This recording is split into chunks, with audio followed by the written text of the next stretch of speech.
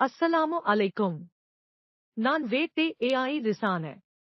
தமிழ்நாடு கோவை செய்திகள். கோவையில் பெருமானார் நபி அவர்களின் 1500வது மீலாது விழா மற்றும் குர்ஆன் மொழியில் மிளிரும் நபி மொழிகள் நூல் வெளியீட்டு விழா. கோவை தென்றல் அரங்கத்தில் சமூக நீதி சர்வ சமய கூட்டமைப்பு மற்றும் கோவை எக்கனாமிக் சேம்பர் இணைந்து நடத்திய பெருமானாரின் 1500வது மீலாது விழா நிகழ்ச்சி கடந்த அக்டோபர் 4, 2025 அன்று கோவை போத்தனூர் மெயின் ரோட்டில் உள்ள தென்றல் மஹால் அரங்கத்தில் இனிதே நடைபெற்றது. ஹாஜி எஸ்.எம். இதயத்துல்லா மாநில துணைத் தலைவர், இந்திய தேசிய காங்கிரஸ் மற்றும் நூலாசிரியர் தமிழ்ச் செம்மல் முனைவர் திருக்குறள் மு.க.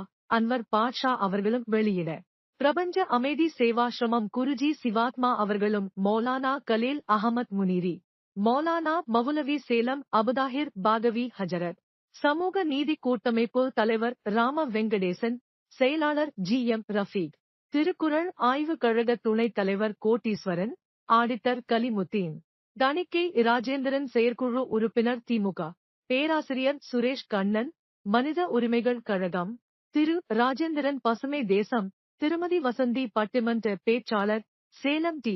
பாலு, தலைவர் சலவை தொழிலாளர் பேரவை திரு கிருஷ்ணசாமி, மாநில தலைவர் தமிழ்நாடு குறும்பர் சங்கம் திரு நூருல் அமீன், எக்கனாமிக் சேம்பர் திரு கோட்டை செல்லப்பாப்பல், சமய நட்புறவு கழகம் ஆகியோரும் பெற்றுக் கொண்டனர். புகழ் அனைத்தும் இறைவனுக்கே.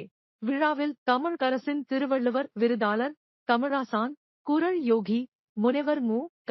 அன்வர் பாட்ஷா அவர்களின் 50 ஆண்டு கால இலக்கிய பணியை பாராட்டி பெருமானார் 1500 சமூக நீதி விருது வழங்கி சிறப்பித்தனர். பல்துறை சான்றோர்களுக்கும் விருதுகள் வழங்கி சிறப்பிக்கப்பட்டனர். சமூக நீதி கூட்டமைப்பின் செயலாளர் டாக்டர் ஜி.